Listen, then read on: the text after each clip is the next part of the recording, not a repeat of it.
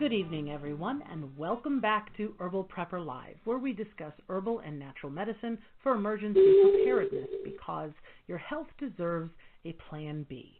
I'm your host, Kat, the Herbal Prepper. My goal is to help you and your family be better prepared for life's emergencies, especially when there are no doctors or pharmacies available. Before I kick off tonight's show, however, I need to satisfy the legal department here with a few quick disclaimers.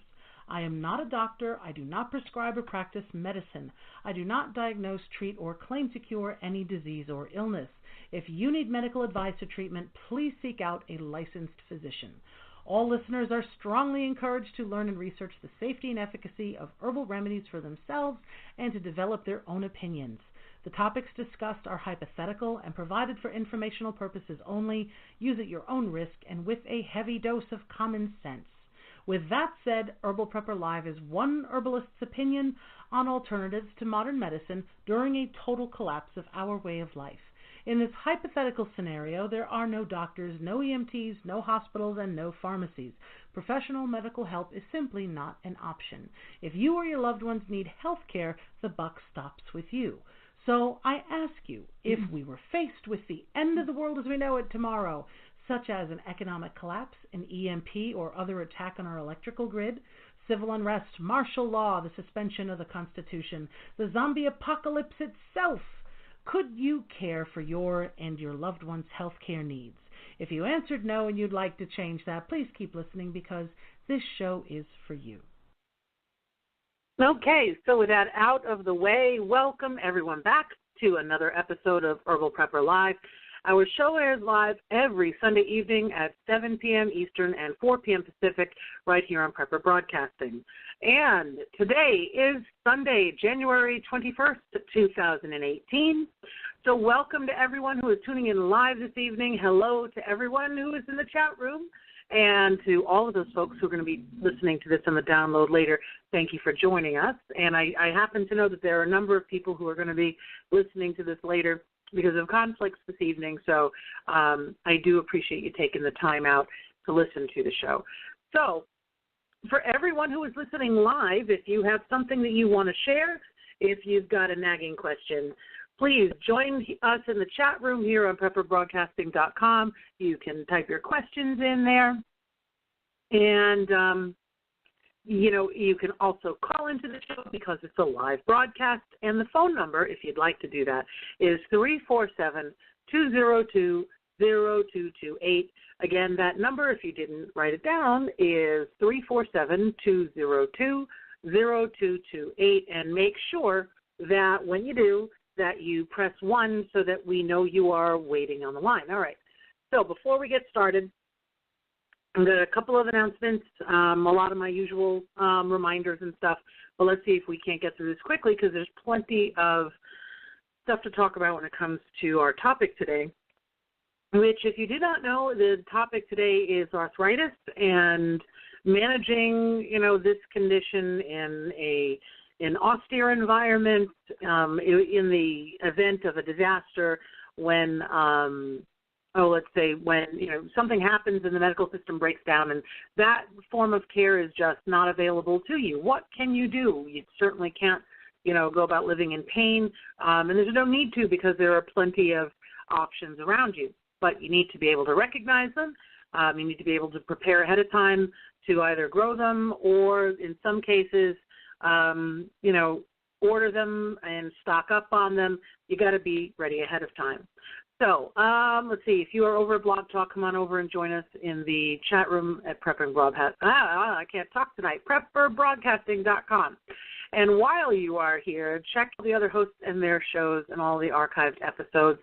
You'll be doing yourself a big favor if you do so. Pretty much anything that you could want to know about preparedness is somewhere in these archives here. So huge resource. Take advantage of it. For those who may be listening for the first time, I have 2 books available that you need to have in your Prepper library, which are Prepper's Natural Medicines, kind of like a crash course in herbalism, and it covers core herbal skills, therapeutic properties of 50 different herbs, plus formulas to get you started, so that you can be prepared for acute and chronic conditions.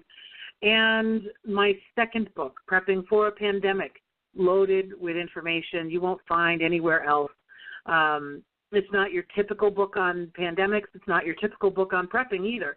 There's tons of information packed in here from everything that we could learn about the Ebola outbreak and how it was managed and how people responded to it, how we can apply this for the next pandemic, especially ones, these very deadly pandemics that pop up occasionally throughout history. And I give you my top picks for what that next great pandemic might be, and where there is solid information on conventional options as well as herbal options. I provide those as well. And unfortunately, sometimes no options exist, and you got to be prepared for that as well. So there's a whole lot more in that book. So do yourself a favor, get it, check it out. I know pandemics, it's one of those topics that, people kind of, push to the side. It's not quite as dramatic, like as people think about, like civil unrest and bang, bang, shoot 'em up, and everyone thinks they're in a survival movie kind of a thing. But, pandemics, they happen, and there's no predicting them. You got to be ready. So, Prepper's Natural Medicine and Prepping for a Pandemic, both of those you need to have on your shelf. All right, so let's see. Oh, you can find those in the Prepper Broadcasting Bookshop, also anywhere books are sold, Amazon, Barnes & Noble, anywhere like that. If you've got a local bookstore, if you are lucky you still have one, please do support them. There's not that many of them left. All right, so we're going to take a quick break here. And if you've got any questions, write them down, give a call in, or, put it in the chat room here. I will do my best to answer your questions here. And when we get back, we're going to be talking all about how to prep when you have arthritis. Okay, we'll be right back. All right, so we are back. And let's see. Okay, one sec. All right, so we're back. And we're talking about arthritis today, and before I continue, there was something I forgot to mention. If I could perhaps ask all of you for a little favor, I would be really appreciative of this. I got this lovely little email from YouTube last week, and YouTube is one of the ways that I bring in a little bit of cash to keep this operation afloat here. So I don't make a ton of money on YouTube. I maybe get a couple $100 a year, but that, deflects a lot of the costs of running the website and so on. The website being herbalprepper.com. So the email that I got from them, they've changed their policies now, and I guess my channel did not get enough hours watched in the course of this year, and I try not to be super pushy about it. People, if they want to sign up, watch videos, great. I'm not a person who likes a hard sell. I find it distasteful to listen to and distasteful to do it, so I don't like to do it. But I'm actually, somewhat close to their minimum hours watched. So if you could go on over to YouTube and look up Herbal Prepper over there and make sure it's me. There's somebody else who's calling themselves Herbal Prepper, and I'm trying to get you the link, but my browser has frozen. I will pop that link in the chat room later. If you could head on over to YouTube and look up Herbal Prepper, or I should say Kat the Herbal Prepper is my ID on YouTube, and give some of the videos just a little watch. I got to come up with 1,000 hours in the next 30 days. Otherwise, they no longer feel a need to pay me for the videos that are up there. Again, I only make a few cents per video. I'm certainly never going to get rich on this, but after all the work I've put into this, I'm not exactly thrilled about their new change, and anyway, I'm pretty proud of the videos I have up there, and I'm going to have additional videos. I did a bunch over this weekend that I need to edit and put up, so videos on specific herbs and specific conditions. Short videos, videos that are about between 5 to 10 minutes long. So go to my YouTube channel. Please subscribe. Watch a few of the videos there. I'd really appreciate it. That would help me out in a huge way. So I appreciate that if you can get that done for me. That's awesome. And you get plenty of wonderful additional information, and it's free to you. So, all right, let's get talking about arthritis here. So what is arthritis? Itis, when you break it down, is a word that means inflammation, irritation, kind of. And, the root word of it, arthra, A-R-T-H-R there, in medical terminology, we're dealing with the joints and so on. So it breaks down to inflammation of the joints. And something that I had gone off on a little mini rant when I was on Jack Spirko's show, the Survival Podcast, was that was when I was reading notes about arthritis for the show, and I was, doing some research into it. I see this everywhere. It's inflammation that causes the arthritis. Inflammation, it's the cause of it. Like, no, it's not the cause of it. Something's causing the inflammation. Inflammation doesn't just happen. It's not like the body says, oh, I think we're going to go into this inflammatory mode for no reason at all. Something's causing it. Inflammation is a reaction to something. So, yes, it is inflammation of the joints, but the inflammation didn't come from some, it's not this nebulous thing that just pops up randomly, things happen. So the things happen to cause it. And some of those causes, it can be genetics, so that's one thing. It also can be something more like an infection. It can be metabolic. They're having too much acid. People call that gout. But it's also called metabolic arthritis. You can have arthritis that is degenerative. So that's osteoarthritis when it's working on the breakdown of cartilage between joints. And then you've got rheumatoid arthritis, which is and this is a autoimmune disease where the immune system is attacking the joints, and not just the joints. It can attack other parts of the body, including the heart and the eyes and a whole bunch of other things. And there's also another form of arthritis that's associated with psoriasis, psoriasis is also an autoimmune disease.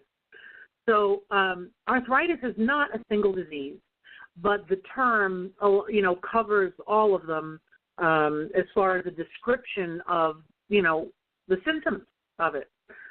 So some of the symptoms, speaking of that, we're looking at pain, swelling, and stiffness. And all of these lead to a decrease in range of motion of the joint and a weakening of that joint. I mean, if you've got arthritis in your hands, you're going to find it much more difficult to open up a jar, So when that was sort of the image that I was thinking of when I was trying to relate, why we're going to talk about arthritis and prepping. Think about all those canning jars that you're going to have to open up. You don't want to have to rely on someone else to open up all jars. It's just these things, they get in the way. They get in the way of all kinds of tasks. And you can get arthritis not just in the hands, but in the hip, in the knee. And when I'm talking about this, I'm talking about like osteoarthritis, where you've got this degeneration thing going on. With rheumatoid arthritis, you end up even with like misshapen joints at times, and a lot of people who have rheumatoid arthritis also have a diagnosis of fibromyalgia. Those two go hand in hand frequently. So what I would say there is there's a lot of different diseases that we all call arthritis. And approaching them, I'm going to sort of oversimplify here a little bit and approach them both in give you one sort of a way to look at all of this. And because when you work with herbs and you work with a person, and I shouldn't even say, I would like to see if I could change the world, if I am going to change the medical, system at all, what I would like to see happen is instead of going after a disease and saying, this person has this disease and we attack it with this medicine. I would like to see more practitioners of all types of fields, be able to look at someone and say, okay, what are they presenting with? What is this? How is it manifesting in this individual? And treat the person and how it's impacting them, and find out when these things happen. When did it start? Find out more information about what are they eating, what are their habits, what are their daily routine, and take the time to get to know the person and, when these things started, how did this come about, and not just say, oh, okay, so it's a label of, here's a diagnosis and let me pull a prescription, any prescription, and put this down for them because I know this drug is associated with this illness. So, and the thing is, the reason why I say that is because not every drug works for every person, and not every herb works for every person. This has been sort of a theme in conversations that I've been having over the past few weeks about with individuals who, have been maybe slightly combative with me with, oh, herbs don't work. Herbs can't provide real pain relief. I tried herbs and they didn't work. Well, when you start picking apart someone, when they say, when you start digging in and saying, okay, well, what do you mean by you tried herbs? What does that look like? What exactly do you mean by that? It's, how did you take them? Where did you get the herbs? Which herb did you take? Was that the only herb that you took, or were there other things going on at that time? How long did you actually give it before you decided it didn't work? I think for some reason people think, oh, it's a natural remedy, therefore it should work perfectly immediately, or it doesn't work at all. There's a lot of that. And sometimes you need to get to know a little bit more about the person and their overall health, and then you can match a more appropriate herb to them. So as I go through the herbs that I'm going to talk about tonight, don't think that you need to take all of them, although I think each one of them has a role to play, and you have to try to see how you might best help an individual. So look at it from an individual point of view, and don't just check off boxes and say, okay, it's arthritis, so they get this, this, and this. This is the herbal arthritis protocol, and this is what they get. Or they get, or every herb that might ever possibly be associated with it, just throw it all at them. Those are not great ways to approach it. So what I would suggest for individuals, when I talk about some of these herbs, read up on them a little bit and get to know each one of them sort of individually, and then try each one individually and see how it affects you, and see, is this working? And when I say, see, is it working, that means maybe more than just, 30 minutes after taking it, oh, I didn't get full relief, and, oh, the pain came back, so therefore it doesn't work. Because, you certainly wouldn't do that if someone said, oh, why don't you take some ibuprofen for that arthritis? Ibuprofen, you take it, about 15, 20 minutes, it starts to kick in. Maybe about an hour later, you're feeling kind of okay. And then about 3 hours later, you start to feel that pain coming back, and, it starts creeping back by about 4 hours later, you're back to square one. And we accept that. But when an herb does something similar, or if an herb, is something that you need to take over a longer period of time because there's something chronic going on, and it's something that develops over time. Especially when we look at diet and a progressive healing. If sudden results don't happen, people just give up on it. So I think we've just sort of become accustomed to this. But I just want to throw that in the background, especially because arthritis is one of those chronic conditions. It's many, many different conditions in of itself, but it's one of those situations where, there is some inflammation going on. You may have to do a little investigation to figure out where that inflammation is coming from. And, you may have to implement these changes over a period of time before you can, maybe like 3 weeks, 4 weeks, 6 weeks, somewhere in that ballpark, to really see a difference, like from, let's say having, severe pain every day to, hey, I can kind of function. It generally doesn't happen so instantly where we get that level of relief, on an ongoing basis, which we accept with pharmaceuticals, but I guess with herbs, people are looking for a magic pill. So, all right, so that's enough of my ranting there about that. It's just something I want to kind of make a point of, that, you have to at least, give it a real chance. And, there's so many different things. The quality of the herb, where did you find it? Is it something that you wildcrafted yourself and, it was really potent? Because wildcrafted herbs, tend to be the most active, the most potent there. And store-bought powdered herbs that have been sitting on a shelf for a year, not going to pack the same kind of punch. So, all right, something that I would say first to anyone who's dealing with arthritis, this is an inflammatory situation, so we're going to want to look at anti-inflammatories.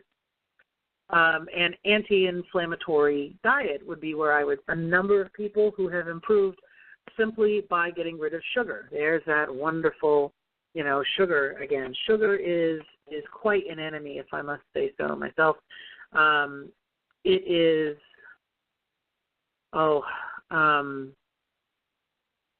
sugar does so much damage in the body. It's amazing what it does. It's not going to get rid of everything, but I mean, it is going to help reduce some of that inflammation. And even if it doesn't help with the arthritis itself specifically, by cutting down on the sugar consumption, it just helps with body-wide inflammation overall. And you may realize that overall you're in less pain and less soreness, and you have less fatigue and a whole bunch of other things than you had before. So in general, it's good to consume less sugar. Sugar feeds inflammation in a big way. And this is sort of my number one target when people say, oh, inflammation is at the root of all disease. Well, something's causing the inflammation, and when I kind of sit back and take a very broad view of things, I think sugar is at the heart of most of that, that inflammation that popped up out of nowhere. Other things with an anti-inflammatory diet, we're going to be looking at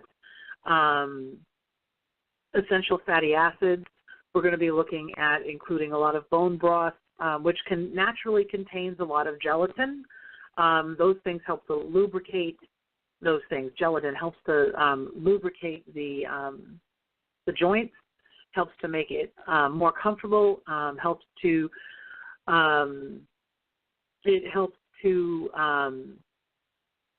the word I'm looking for just escaped me. Anyway, moving on from that, I'm sure it'll pop back into my head. So gelatin is very healthy to the joints, and I think that people who have arthritis, I mean, they really need to start including this in their daily diet. And by bone broth, I don't mean you have like a cup of soup, once a week. I mean, every day, like a quart of it. And I would strongly suggest that you make your own so that you're not consuming gross amounts of table salt, which is often what you find in commercially prepared bone broths and chicken stock and whatnot. I actually have not, you may have noticed this or not, I have not been able to access the chat room in just a little bit here, so I am going to try my best to, I can't even close out this browser, it won't even let me do that. So my computer, there's a gremlin in it. What I think we're going to do is we're going to take our second break of the show right here, and I'm going to see if I can't get this gremlin out of my computer and refresh this page here. So why don't we take this break, and we'll be back in just a few. All right. Well, I wasn't able to get my browser to work, so I'm going to try and open another one. Why not? All right. So while I try and get in here, the first herb that I would mention to people, it's very easy to begin to incorporate, and I have to mention it for historical purposes as well, is nettle. This may not be earth-shattering to some of you that have been listening to the show for a while or are familiar with herbs, but nettle is an excellent anti-inflammatory, and nettle has a historical use with arthritis going back to the Middle Ages. Let me see. I can't type. And it goes back to the Middle Ages. One sec here. It's stinging nettle. And what they used to do is they used to get the stalk. And what I'm suggesting isn't nearly as painful, but they used to get the stalk and they would actually whip people with the stalk. And what would happen is all those little hairs that are on the plant that have the little toxin in them that causes the sting from stinging nettle actually relieves arthritis pain. It's a pain-relieving kind of a thing. It's very similar to the venom found in bee stings. I do not know of anyone who is allergic to bee stings who's also allergic to nettle stings, because the two are not exactly the same thing. They only share like one chemical in common. It's not that, oh, there's bees and nettle, but, you know, obviously be careful, you know, whenever you try anything that's new. Let me see if I can log in here real quick. Let me see if it'll let me in now. Maybe. Okay, yay, I'm back. I am back here. So, all right. So I'm back in the chat room, so I should be able to see. You're talking about me, huh? Of course you are. All right. So there's shenanigans going on in the chat room, and of course I was not able to see that. So anyway, all right. Let's see. No, I'm not suggesting that you go whipping yourself with nettle stalks. However, nettle tea is a great way to take in all of those anti-inflammatory properties of nettle. It's actually an antihistamine, so it helps the joints. The other way that it helps the joints is that it's a diuretic, and it can remove some of the excess fluid that a number of people, you know, if you've got inflammation and whatnot, if your joints are inflamed, there may be some excess fluid around your joints. So nettle helps to move that on out. So that would be the very, very first thing that I would say. So I've got some herbs here that you've heard me talk about before, so I'm not going to spend a whole lot of time talking about them specifically, and I want to spend some time on a few others that I think might be a little interesting to you. Another one that I've talked about before is cayenne. Cayenne's very warming. It's got capsaicin in there, and capsaicin is in, plenty of over-the-counter and topical remedies. So, it's either in some kind of an ointment or a cream, and you rub it onto the joints in question, and it helps to block the sensation of pain between the joint and the brain, so that you don't actually feel that. And it's also very warming, which can help joints feel a little bit more less painful. If you have ever had arthritis and pain and been in the north in a very cold winter, you've probably thought about relocating to the south. So cayenne is one of those things that helps to warm people up. Turmeric and ginger, these are another couple of herbs that you can take that are highly anti-inflammatory and warming, and, you can make these into decoctions. There's a recipe out there for golden milk made with turmeric and ginger pastes, and usually with some kind of milk. It's usually coconut milk. You can put some honey in there if you'd like. Try not to go overboard on the sweeteners, but turmeric and ginger can be very powerful flavors. So a little honey in there goes a long way. Yeah, I'm looking over in the chat room. Yeah, omega-3s. That's partly what I was talking about up with the diet, the essential fatty acids, those omega-3s. Those are anti-inflammatory, and we don't get enough of them. When we look at, why is arthritis so prevalent, especially, why is this happening? Well, this inflammatory arthritis. Well, when we look at our diet, tons of sugar, nowhere near enough fat, nowhere near enough gelatin. I'm sorry, but, you're going to find a lot more arthritis complaints among people who just don't consume enough of these essential fatty acids and gelatin. So when we've got people preaching, plant-based diets, vegan diets, you might be fine for a while. Over time, 10 years, 20 years, getting into your aging years, you may not appreciate the fact that you starved your body of these things over time. That's all I'm going to say about that. I know some people get I dropped my phone there. Some people get very, very uptight when they talk about diets. So even if you are vegetarian, you can. There are some vegetarian sources of omega-3s, and people will point to flax and all of that. The thing is that your body has to convert those fats before they can use them as the essential fatty acids. So they're not a great source of them. But if you're a vegetarian and you also still eat eggs, and some people who are pescatarian who also still eat fish, you should be fine, in that. If you're not, because vegetarians and vegans are two very different things.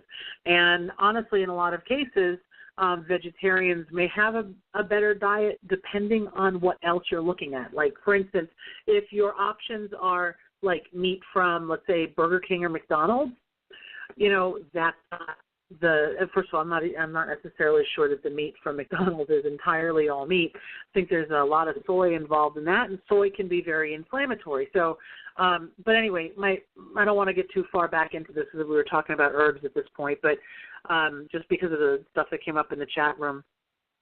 Yeah, it's diet is a huge.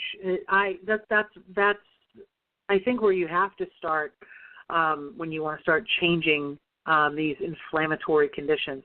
But that's not the only thing that will cause arthritis. I should just mention this too. In addition to, an inflammatory diet causing things, just to be fair, you need, like with osteoarthritis, which is where the cartilage is breaking down, you have to have a good balance between moving the joint, because moving the joint is going to help keep it lubricated, and you need to do that, and also giving it rest. So there's a balance that's going on there, and you have to find that balance. Also, you can also use hot and cold, moist heat, or you can ice it and alternate back and forth. You can use,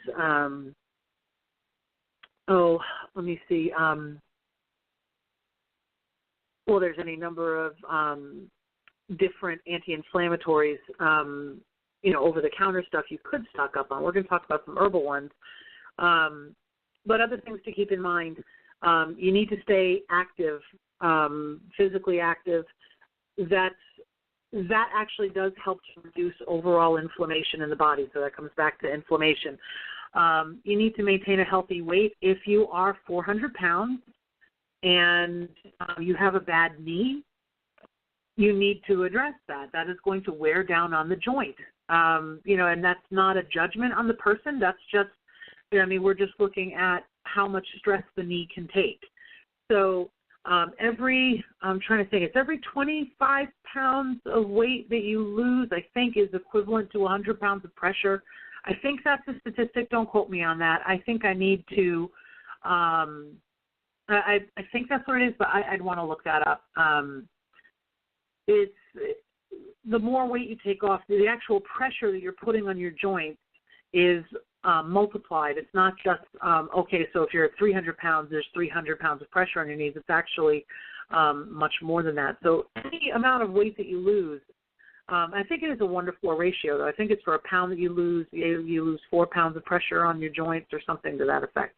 So you can also strengthen the muscles that surround the joint so that they support the joint.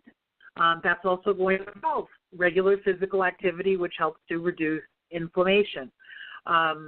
And, of course, you can take the glucosamine and chondroitin supplements and so on, which, the glucosamine you would get in gelatin. So that's my take on that. But I think it's probably more sustainable to rely on making bone broth over a period of time with or without the availability of a pharmacy than taking lots of supplements. Let's see here. So we talked about nettle. I mentioned turmeric and ginger. And you can get turmeric that's powdered. You can take the capsules. I think it's far more potent if you can get the fresh root, which thankfully, I've got one store nearby me that does sell the fresh root, and you can grow it. You have to grow it at home. Highlander, I know people say to put the black pepper in there, and I do it too.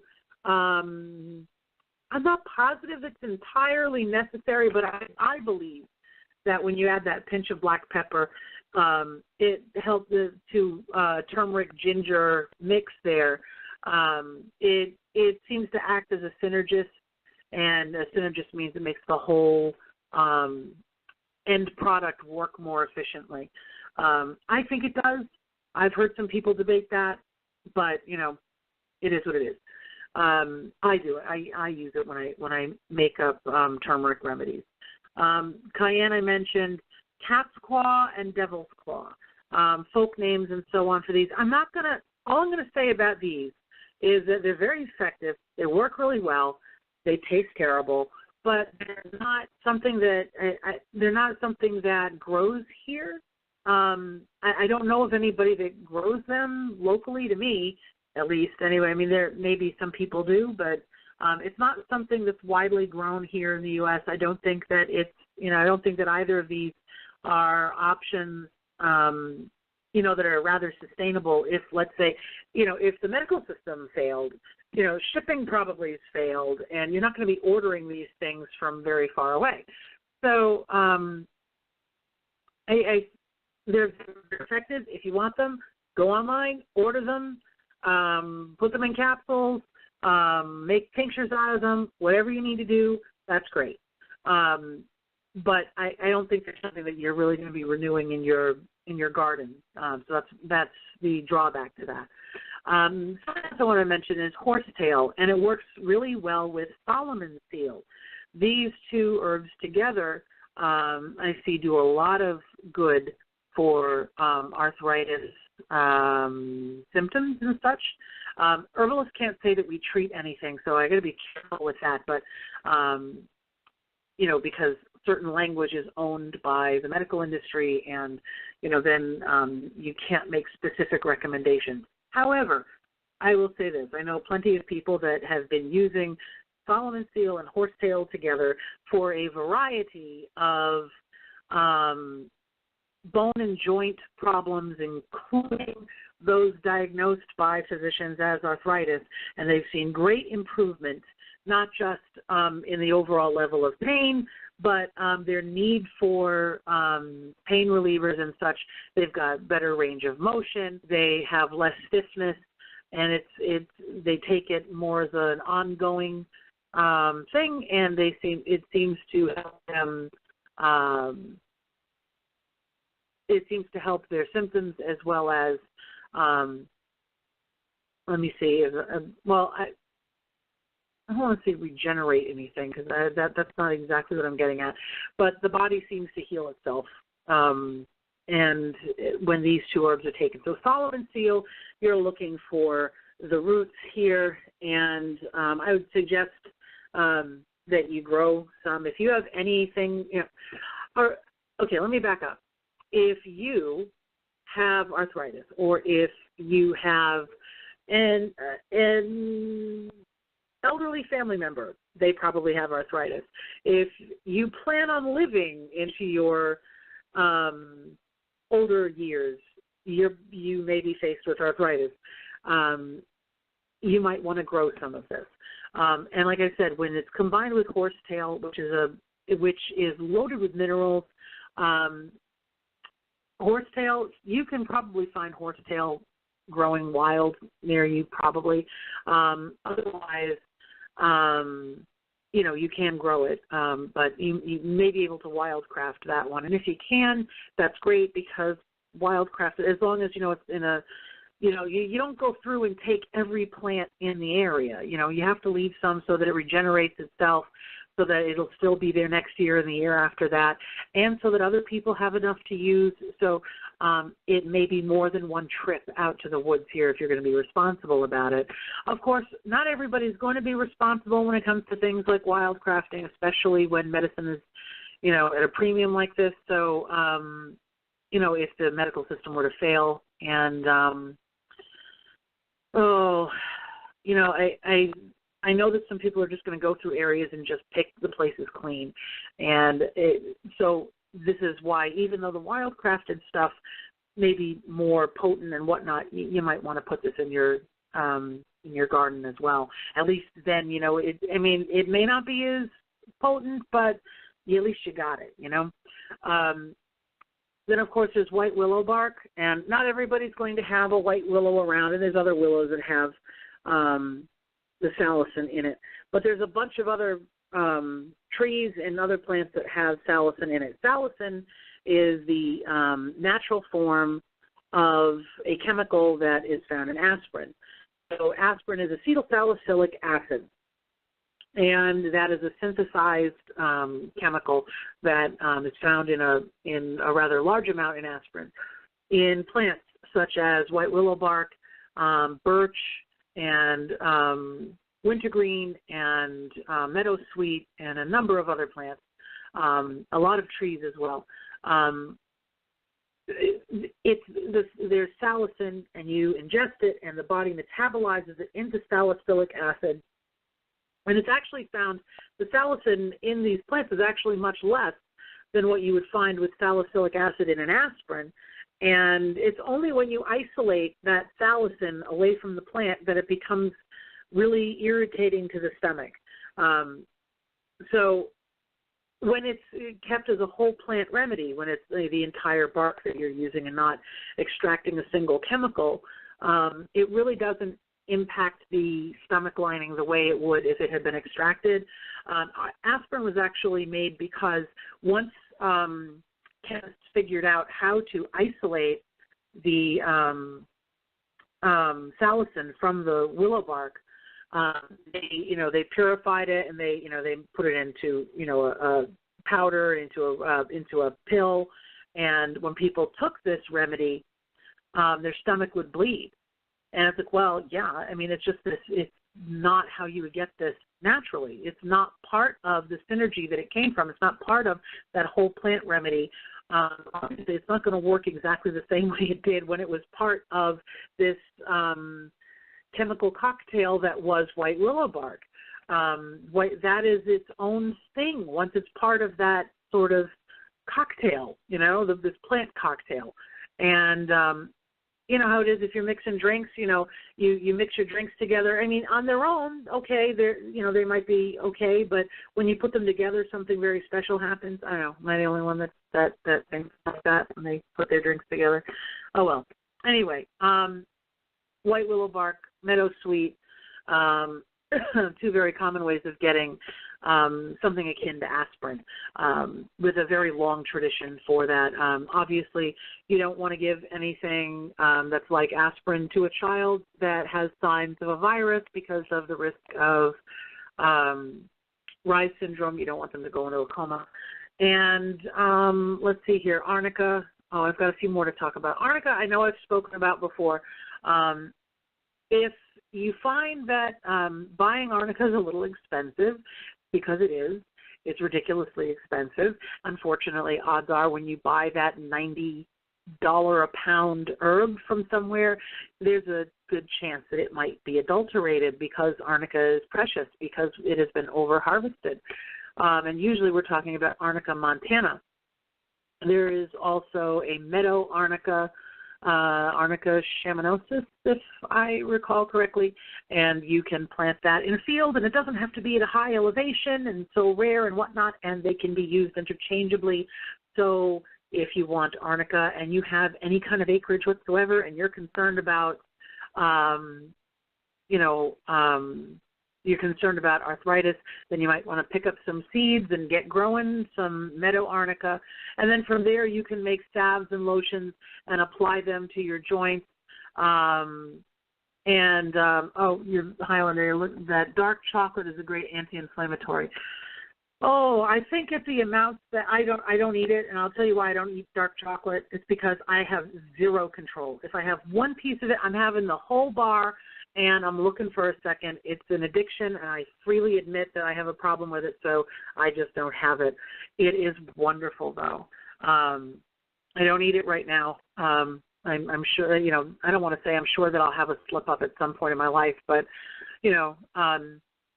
when there's that special occasion, like a birthday kind of thing, I might use some, but other than that, I keep it out of the house because I know myself that's just one of my weaknesses there.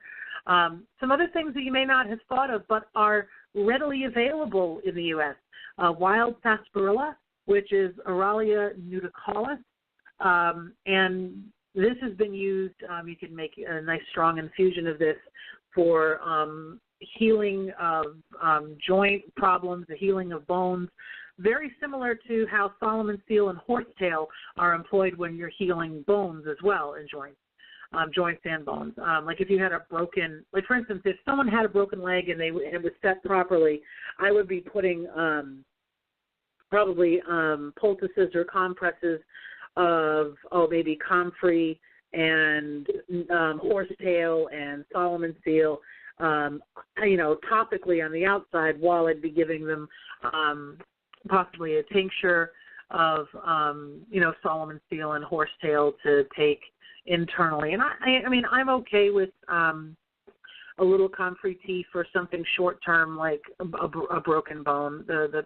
pyrrolizidine alkaloids they don't scare me off for something short term like that. But you could certainly use comfrey topically to help with arthritis as well, to help heal those joints. So sarsaparilla is found in a lot of wild places in the U.S. That would be something that you'd have access to. Pleurisy root. Most people think of this just for lung infections, for things like pneumonia, for things like whooping cough. Pleurisy root is really, really helpful also for arthritis. Then there is Pipsissewa, which you may not be familiar with, but is another plant I strongly recommend that you read up on and get familiar with.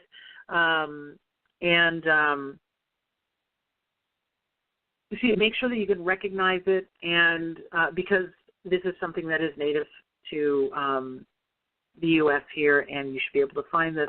This also helps with arthritis pain. So there are others too. There are some eupatoriums that will help with like bone spurs, and also like with when there's been like a growth due to rubbing of joints in arthritis. So there are a lot of herbal options. You're going to have to play with them and see what works for you. But most of these here you could take in a number of different ways, both as a tea very commonly. You could take some of these as tinctures if you wanted to. Some of them you could powder up and you could put in a capsule, things that taste particularly unpleasant like devil's claw but are quite effective anyway. But you could also put like devil's claw in something like a salve. You could like make an infused oil of it and then make a salve.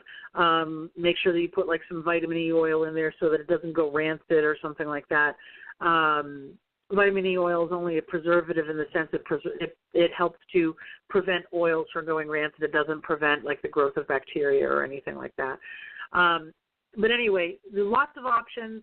some that you can stock up on, some that you can grow, some that you can identify out in the wild. For the chat room, let me say that name again. It's Pipsissoa. It's Chimophilia umbellate. I hope I pronounced that second part of that scientific name correctly, or umbellate. Maybe I'm making it too fancy. So Chimophilia umbellate, Pipsissoa. Definitely take a look at those because those are, growing wild, and you should be able to find them, and they're options for when everything has shut down and you need to restock. And maybe you had to leave your homestead, you had to leave your bug out location, someone got there before you and they wouldn't let you in, or maybe a larger group came in and took it from you, and now you need to find something when you're out and about. So you need to be able to have your own stash. You need to be able to grow things, to keep it sustainable. And you need to be able to find things out in the wild just in case all else fails.